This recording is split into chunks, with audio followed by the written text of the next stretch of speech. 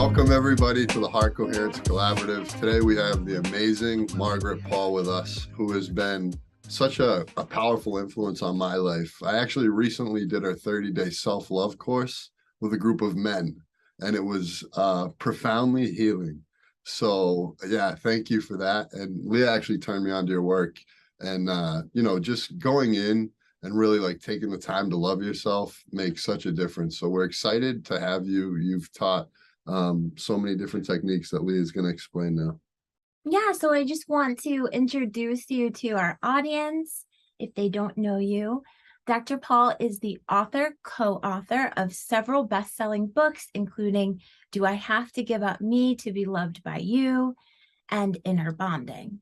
Dr. Paul's books have been distributed around the world and have been translated into 11 languages. Margaret holds a PhD in psychology and is a relationship expert, noted public speaker, workshop leader, educator, chaplain, consultant, and artist. She has appeared on many TV shows and radio shows, including The Oprah Show. She's successfully worked with thousands of individuals, couples, and business relationships and taught classes and seminars since 1967. So welcome, Margaret. Welcome. Well, thank you so much. I would love to hear the backstory of how you got into this work. Was there any pain or what brought you here? Because usually that's the case. Yeah, well, like so many people, I grew up in a dysfunctional family, and I was pretty much of a wreck by the time I was 5. My mother, well, both my parents were narcissists, so of course everything, and I was an only child, so everything was my fault. And she took me to a psychiatrist when I was 5, and he was just awful. And I remember thinking, I can do a better job than you. And then that's when I decided at 5 years old. Wow. Yeah, that was a turning point because he was just awful. He did not know what he was doing. He was not a help at all. And I thought, I know what to do here, but I'm only 5. So I never veered from that.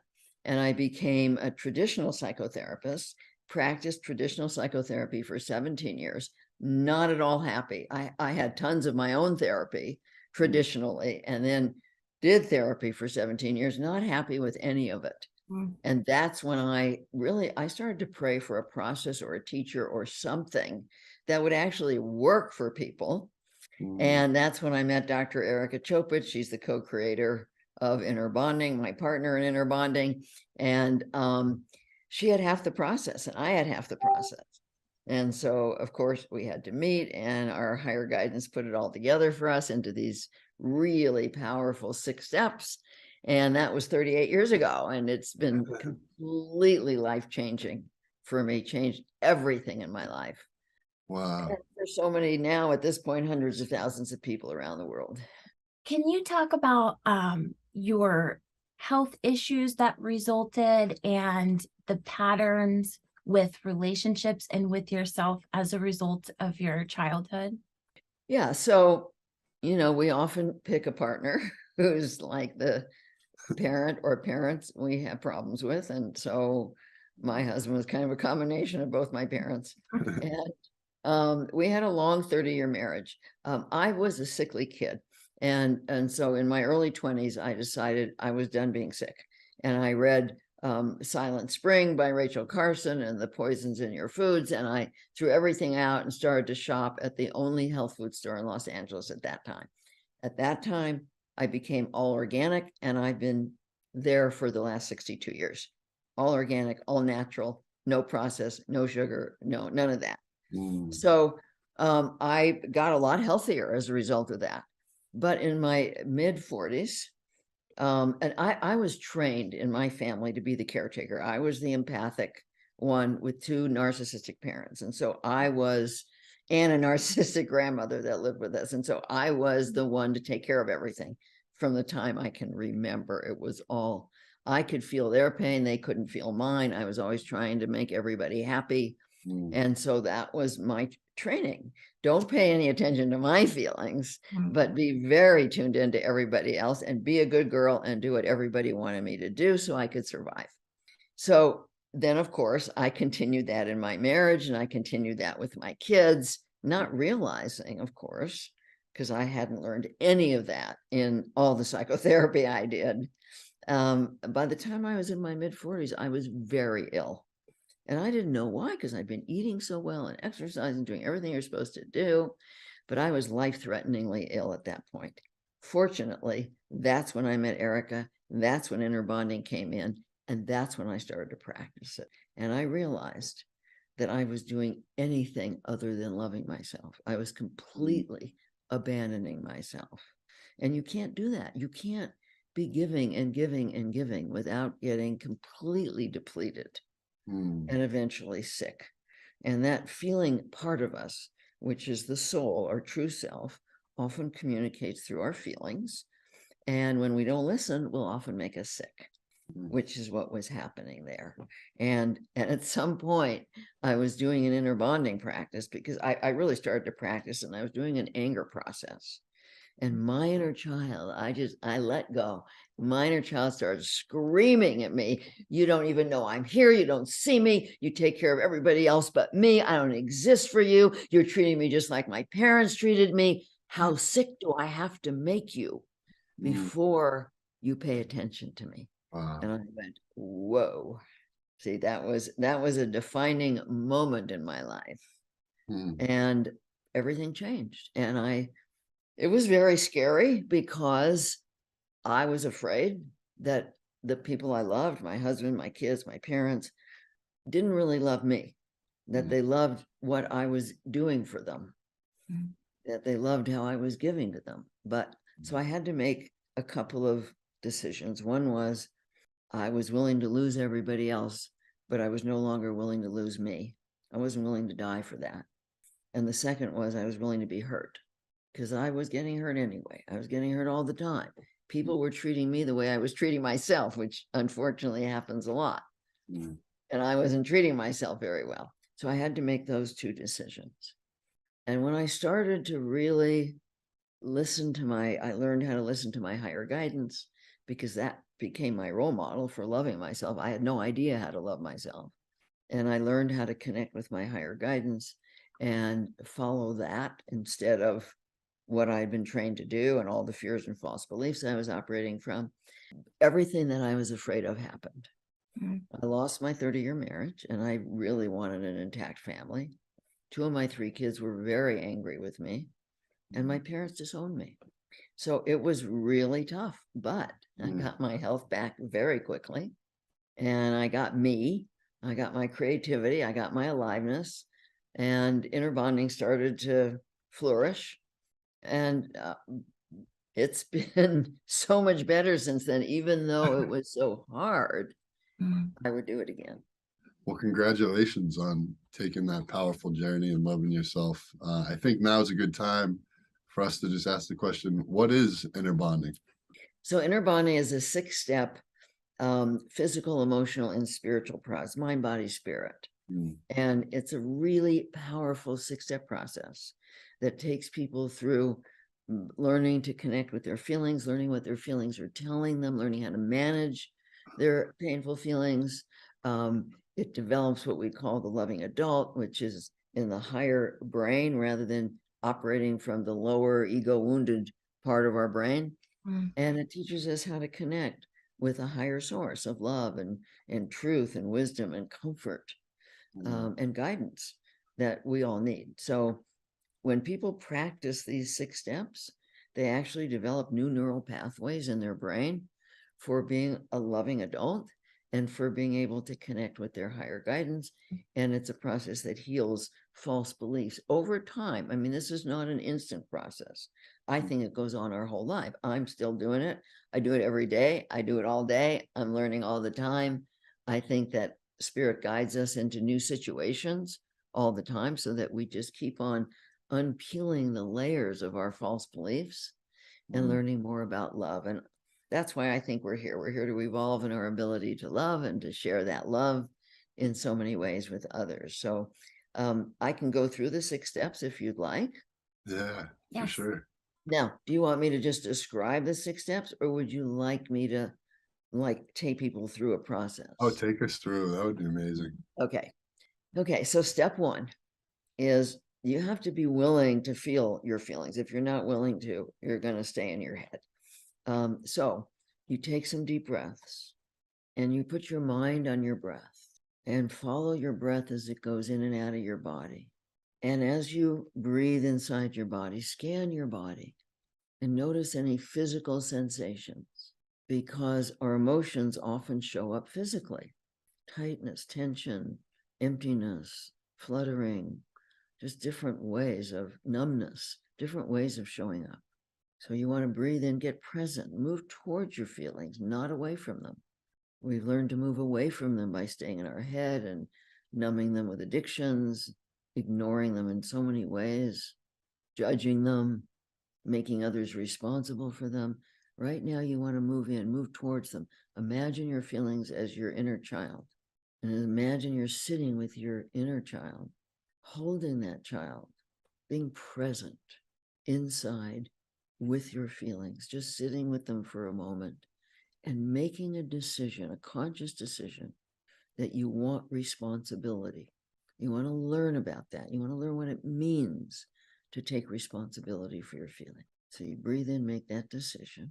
And that's step one. Step two is you breathe into your heart. And in inner bonding, there's only two intentions. One is the intention to learn about loving yourself and sharing your love. And the other is the intention to protect against pain with various forms of controlling behavior. In step two, you consciously open to learning about loving yourself. That's to start with yourself. So consciously open to learning. And what I ask people to do regarding their higher guidance, since many people don't know how to connect, is just imagine, use your imagination, and imagine an older, wiser part of you, like you, 500 years older than you, loving and wise and compassionate and caring and comforting. And just say to yourself, I invite your love and compassion, your strength and your wisdom into my heart. And just open and imagine that beautiful higher guidance filling you up with love and compassion for yourself, for your own feelings. And now you go back inside, back into the feeling. And what you want to do at this point is ask, what am I telling you? How am I treating you? What am I doing or not doing that may be causing anxiety, depression, guilt, shame, anger, aloneness, emptiness, jealousy? These are what we call the wounded feelings that come from our own self-abandonment. Or if you go inside and it's a deeper life feeling like loneliness or grief or heartbreak or helplessness over other people, you want to ask what's happening with somebody else or a situation that's causing this deeper, painful feeling of life. Most of us have learned to suppress the deeper feelings. We had to learn that when we were growing up. And we learned to suppress them by abandoning ourselves with our judgments and ignoring our feelings and turning to addictions and making others responsible. So right now, you ask, what am I doing? What am I telling you? How am I treating you? What am I not doing? And you go inside and you let the answer come from the feeling. So take a moment to go in and just see if that inner child's going to talk to you and tell you how you might be abandoning yourself. And that child might not be ready to talk to you. When I work with clients, I help them develop the loving adult first so that the inner child feels safe in letting you in. And so if you can't get in touch with your inner child now, you can listen to this over again and do it again until you can connect and see what you're doing, see what you're telling yourself, see how you're treating yourself. And when you discover what that is, go a little deeper to the wounded part. This is the part that lives in our lower left brain, in the amygdala in the lower left brain. This is our ego wounded self that has all the fears and false beliefs. And you want to ask, why are you judging? Why are you putting pressure on? Why are you ignoring the feelings? Why are you numbing out with alcohol or food or sex or internet or Facebook or whatever? Why are you using all these addictions? Why are you making your partner or parents or friend responsible and blaming them? Why are you doing this? And you go in, and that's where you start to learn about your false beliefs as to why you're treating yourself badly. And the wounded self might say things like, well, I got to judge you to get you to be perfect, so that if you're perfect, then we can control how people feel about us. And then we'll be okay. Because if they like us, then we're okay. And if they don't like us, then we're not worthy. It's a big false belief of the wounded self. Or, yeah, being perfect will give me control over people. It's a big false belief that we can control how people treat us. Well, I got to judge myself. I got to put pressure on myself. I got to get myself to be perfect and do it right in order to have this control. So those are just a few of the false beliefs that might come up, that often come up. The wounded self often says to the inner child, you're not good enough. You're not worthy. You'll never amount to anything. These are core false beliefs that create a lot of pain in us. And we all absorb them as we were growing up. But none of them are true, because our true self, our soul, is a spark of the divine. There's no way it's not good enough. So the wounded self always lies. And everything that the wounded self does is coming from a program, and we want to be aware of those. And that's step 3. And it takes time. It's not instant. It takes practice to learn to do this. But once you get a sense of how you're treating yourself and what your beliefs are, then you go to step 4. Now imagine yourself in a beautiful place in nature. Nature has a high frequency, so imagine yourself there, sitting at a picnic table with your older, wiser self, or if you're in touch with a teacher or a master, whatever it is that you turn to in spirit. But many people have not learned to do that. So just imagine your older, wiser self. You're sitting there at the picnic table. Your beautiful little soul, maybe 2 years old, is there playing. And you want to ask your higher guidance, what is the truth about any beliefs you've uncovered? Is it true that I'm not good enough? Is it true that if I'm perfect, I can control people? Is it true that even as an adult, I can't manage my feelings? I have to avoid them. Is it true I have to avoid pain at all costs rather than learn from it? Is it true that it's okay to use anger to control my partner, and get my partner to do what I want? Or withdrawal, or giving myself up, all forms of control? What's true? And the second question is, what would be loving to me right now? What's the loving action right now? Now, for many people, this again takes practice to access that information, because spirit exists at a higher frequency than we do. And in order to access spirit, we have to raise our frequency. And that means, number 1, we have to be truly open to learning about loving ourselves. And number 2, we have to keep our body clean. We have to be eating clean food, not junk food, not sugar, not acting out addictively, because that lowers the frequency of the body and makes it very hard to connect with spirit. And even being out in nature can be helpful in connecting with spirit. And once you hear what would be loving to you, step 5 is taking the loving action. Then you have to do it. And right now, maybe you could just imagine doing it if you got that information. And then step 6 is going back inside and seeing how you feel. Because if you took a loving action, you're going to feel some relief.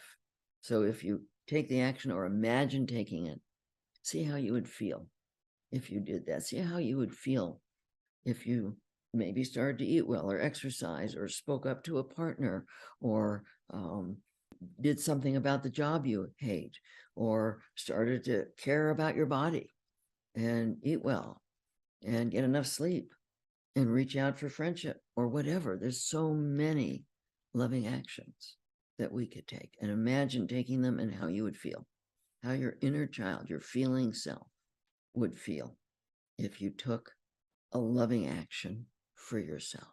Okay, so very briefly, those are the 6 steps of inner bonding. I know that most people are not going to be able to go through them that fast, but you can hear this, you can stop it, and you can keep on going in and learning these 6 steps. That was very powerful. That's Good. flowing. It's beautiful just having the imagination, like going to all the places of good health. You know, it's very much in alignment with what we do here at the Heart Coherence Collaborative, where we breathe rhythmically through our heart and then try to access higher guidance. So this is perfect for our community. So thank you so much for guiding us in that. Yeah, and one of the things that people can do when they're in step 4 and they're visualizing their guidance and they have their little inner child there is to ask their guidance to show them who they are in their soul. Because most of us, as we were growing up and we weren't getting the love we needed, we took our true self and kind of hid it away. And we started to develop our ego wounded self to try and get love and avoid pain and be safe. Yeah. And we tend to think that's who we are, but it's not who we are. It's who we developed to try and have control. And so most people don't know who they are in their true soul self. And you can't see that through your program mind. So when you're there in spirit and in nature, ask your higher guidance, who am I? Who am I in my soul? What is my character like? And invariably, when I do this with people, they're going to say, oh, my little one is so kind and so caring and so loving and adventurous and joyful and loves to play and loves to dance and is kind to other kids. And I mean, just on and on about how wonderful we are in our soul. And when you really get that, when you really get who you are and how wonderful you are, then you become motivated to take good care of yourself. I mean, that's the thing that has motivated me all these years to eat well, is that I want a healthy body for my beautiful soul to live in. And it's very easy to do that when you know who your beautiful soul is. I know people are going to love this, and I think it's amazing that you really give away this process for free so many times over and over again. And it's just really meaningful that you share it. I would love to know how people should proceed with this. What would you recommend? That somebody does this once a day in the morning, that somebody starts doing it when they're having overwhelming feelings? What's the best way to make this effective in your life? So if you think of it like having an infant, no parent would say, how often do I attend to the infant? Right? 24/7. Right? So it's like that on the inner level. Step 1 is a big practice. It took me quite a while to move out of my head and into my body and live in my body and not my head. But now I'm aware of my feelings the moment they happen. So that's what people want to do. They want to start with getting present in their body with their feelings. And then I recommend anytime you feel anything other than peace and fullness inside, do the 6 steps of inner bonding. So it's a matter of learning to stay present, just like I call it having your inner baby monitor on. So that you're hearing that inner child letting you know, because our feelings, our painful feelings, are letting us know that we need to pay attention, not to avoid. That's what most people learn to do. Avoid my painful feelings. Go graze in front of the refrigerator, grab the drink, yell at somebody, whatever. Now, this is the opposite. Pay attention. Your feelings are giving you very, very important, vital information about whether you're loving yourself or abandoning yourself, or whether there's something happening externally that you need to attend to. So I recommend that people practice being in their body. On our website, we have a free 7-day course. That's a really good way to start learning inner bonding.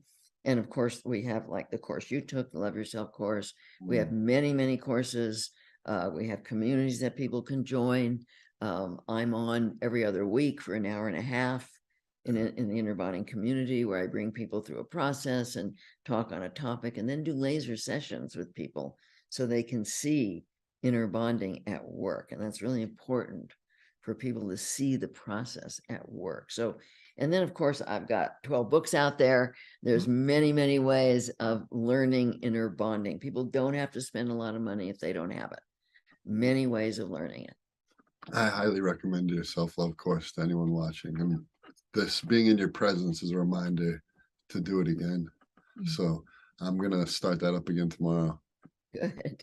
Yeah. And I would also love to add this technique to our Heart Coherence challenges. So we do like 30 days where we post Heart Coherence meditations for 30 days. I would love for this technique to be a part of that. But one thing I wanted to circle back on that you brought up was growing up in a narcissistic environment. I can relate to that. And what you said about becoming an empath, I feel like that's in alignment with how I feel. Like for me, even today, other people's emotions are so heavy. Yeah. So how did you break through? Was it this technique that just allowed you to break through repetitively, just doing this technique? Because I still will find myself trying to control because it feels so bad when other people are upset with me or angry. It feels literally awful. And I go into like a fight or flight state. Right. And, to me, it's an ongoing process. I don't know that I'll ever fully learn it because I am a super empath. I Yeah. pick up everything from people's feelings. And my whole life, I was trying to take care of them, trying to make them happy, trying to not have them, like you said, not be upset with me. But at this point, what I've learned to do, Mm. which I can do most of the time now, is when I feel that energy. I mean, it's when you're an empath and that energy comes into your body, it's really it's intense Mm. and it's hard. And what I've learned to do is bring it in and immediately bring compassion to it. Mhm. And then I say to spirit, God, whatever that is for you, please take this. It's not mine. Yeah. I give it to God and I ask God to help Mm. that person. And I'm always there to support and help. But that's different than taking it on and trying to fix it. Mm. Taking it on and trying to fix it is what is debilitating for us. Yeah. And so for me, it's like it's very easy for me to do that with my clients or friends, but it's always the very close people in your life, the people that you love, your family, your partner, your kids, where Mm. it's the hardest because you love them and you don't want them to suffer and you don't want them to be upset with you. And so that's where the biggest challenge is, to even still take it in, you be there for them, you help as much as you can, but you don't keep it in your body. That's what's important, is Mm. that you let it go. You say, Mm. please take this from me and bring peace inside. Hmm. Yeah. I what you're saying is so true, and that it's so much easier to make progress even spiritually and do that with people who mean less to you, but then Right. sort of find yourself in the same That's place right. with family or partner or the people that you really, really care about. So um I I would love to hear if you have any helping advice for, it's so automatic, but if I feel like someone's upset with me, I will want to talk through it. And I know this is the thing I do. I will vow that I'm not going to do it because it will make it worse often. Right. But I think it's it's so intolerable to me if somebody's upset with me, especially if it feels like a misunderstanding or I Right. want to explain myself. And so I feel myself almost compulsively I want to deconstruct it with words until you land at what I feel like is the truth, which is often good. Yeah. Yeah. And I'm the same way. I just really want to talk about, but what I've learned is that if somebody is upset with me, Mhm. they're in their wounded self. Because if they were in a loving adult state, they would come with an intention to learn and they would want to understand what's going on. And so if they're upset with me, if they're angry, if they're shut down, what happens when we're in our wounded self, we're in this lower left brain Mhm. and we're operating in basically a child stage. We don't care about anybody's explanation. We don't care about the truth. And nothing gets in. That's the thing. It's a waste of energy. It doesn't get in. And like you said, it makes it worse because now they're maybe feeling threatened or attacked or, oh my God, this person wants to talk about it. I'm going to be blamed. I'm going to be wrong. And they're not available. And Mm. it's one of the hardest things I've had to learn because I am somebody, I want to work it out. Let's Yeah. work it out. Yes. And I've had to learn this is not the time. Somebody's in their wounded self. I usually leave them alone. I will Mm. try and reach out and say, you seem upset. I'm here for you. And if they're not available, I do what's called lovingly disengaging, which is I move out of the interaction not with anger or blame or anything like that. I just move away from it and go and do my own inner bonding work, take care of me. And then, if I'm in a relationship with somebody, I'm only going to be in a relationship with somebody who's eventually going to open. Because if they're never going to open, I don't want to be in a relationship with them. So eventually they'll get out of their wounded self. They'll be open. We can talk about it. Usually it doesn't take very long, when you're both open, it's very easy to resolve conflict with two open people. And so that's when we can talk about our own truth, our own experience, how we saw it, what happened, how we each saw it, and we can learn from the conflict, but not when one or both are in the wounded self state. And when you want to defend or explain, you're also in a wounded state. See, so it's not going to work in that state. So it's almost a good practice, just if there's ever somebody in the wounded self, to just peacefully disengage and circle back on disengage, but sometimes it depends upon the person. Some people in their wounded state, if you just put your arms around them and say, "You're not alone, I'm here," they're coming from a lot of fear, and sometimes they'll just calm down. And sometimes just saying, "I can see you're upset with me. There must be a good reason. What's going on for you?" will open them. See, and so there's these other ways of dealing with it. But if you know that when someone's in a wounded state, they don't want to be touched, they don't want to be hugged, they're not going to open to learning, then yes, you lovingly disengage. By any chance, is this easier said than done, or is it just Yes, it is, because we get triggered into our own wounded self so easily, especially in a close relationship. Your wounded self triggers hers triggers yours, and then you're in that circle. Yeah, but that's where the healing is. See, that's where the work is. People can work on themselves out of a relationship, take care of themselves, all the good things. Then they get in a relationship. None of that has been triggered when they're alone. They think they've done their work. I say, you don't do this level of work unless you're in a relationship. So it's all going to come up in a relationship. It gives you the opportunity to do the work of healing, of letting go of layers of control. What it's all about, layers of control that we've all learned. It's so interesting too, because like people early on in relationships, at least this is my experience and observation, will be super motivated, like in that honeymoon stage, to like work on everything. But then as soon as the dark stuff comes in, when it's really time to work, it's like, this is this isn't the right person for me. I picked the wrong person again. right. Yeah. So I would love to hear how, because this has been so powerful, and we absolutely love you, how our following could get in touch with you. I know you've mentioned some of them, but what else can we do for you? They can go to innerbonding.com, and that's where all the information is. I work with individuals on Zoom, and we have many trained facilitators. If people can't afford me, then they can afford one of the trained facilitators, because we have a fabulous training program. If anybody's interested in becoming a certified inner bonding facilitator, it's a fabulous training program. And so that's that's available, and everything is there on the website. It's a very big site. They can learn a lot by listening to my podcasts. I do weekly podcasts. They're free. And that's very helpful for people to just listen to those. So there's lots of ways. One of the things I want to put out, and I don't know if the people in your community ever donate, but we have a nonprofit called SelfQuest Educational Foundation. One of my dreams, SelfQuest is a fabulous online program. And one of the things we've developed is SelfQuest for high school students.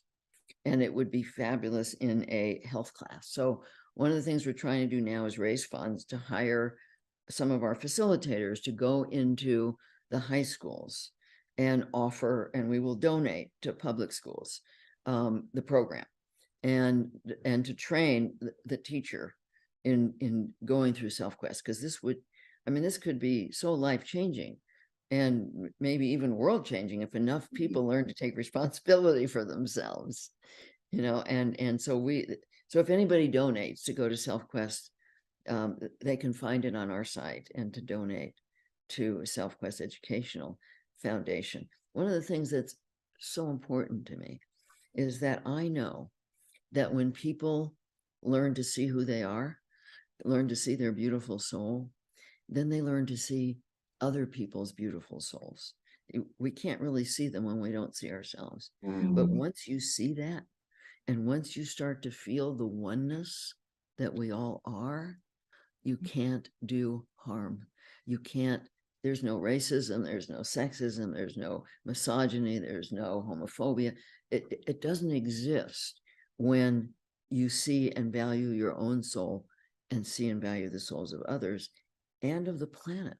And so instead of people coming from the greed of their wounded self, they would care about the effect, like the drugs or the food. I mean, all this processed food is having such a horrible effect on people.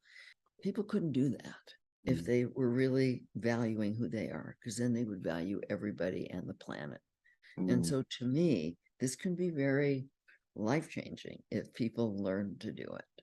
Everybody in the Heart Coherence Collaborative, if you have it within yourself to donate, we'll definitely be supporting this cause ourselves. I love that cause. Beautiful. Thank you for sharing that.